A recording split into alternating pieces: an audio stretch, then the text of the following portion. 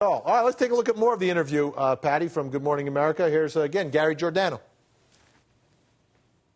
What was the condition of the sea that day when you all went snorkeling? Well, I'll answer this. The drinking thing, I know there was videos of us at the Rum Runner, okay? We didn't order drinks. We weren't drinking heavily. She was walking, I was walking. We were a sober couple, okay?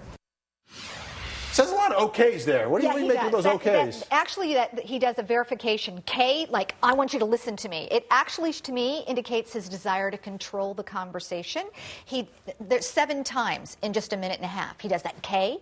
I typically see that in people that have high egos and want verification that they're right.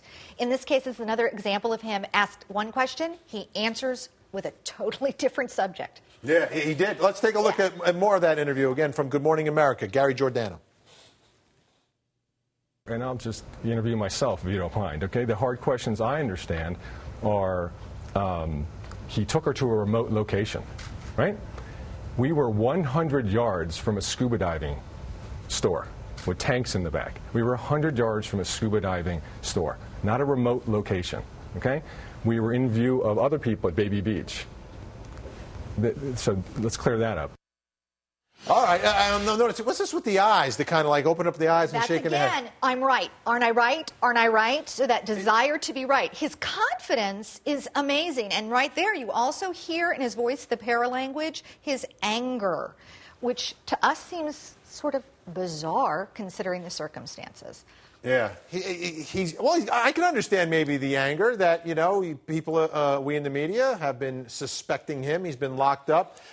Drew, what do you think of the way he's answering these questions, the way he is taking control of the room and like, all right, this is my story. I'll ask myself the tough questions. Well, Vinnie, let's again think about the fact that he has been interrogated for a series of months. So he's gone through these questions over and over again, and he does know the questions that are central to the case. So I think that's what he was trying to address. Now, that's the good. Here's the bad. When he said it was 100 yards away, I have to tell you, having done so many identification cases and cases similar to this, that's not such a good fact because 100 yards is a football field, and that's a long ways away from other people. So when he said that, I was going, oh, no, dude, do not say this as a defense attorney because to me, it doesn't sound so good. All right, let's take a look at some more of Gary Giordano from Good Morning America today.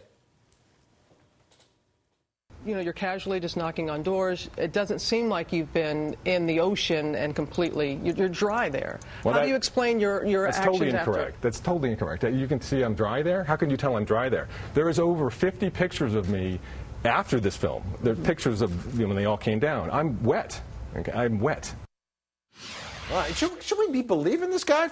I mean, I can't tell if he's wet or dry from these photos, I'll be honest with you. The video is so hard for us to analyze, even as a body language expert, because we don't know his state of exhaustion. I thought it was interesting that he spoke to his exhaustion. Right. Because we're thinking somebody in this situation would be desperate. They'd be screaming. They'd be running. But he's explaining all the video away by saying he's exhausted. Does it sound truthful to you, Well, Patty? At this point, are you believing him? I'd expect his body to be down. I'd expect him to go, I was so upset, but right then I was so exhausted.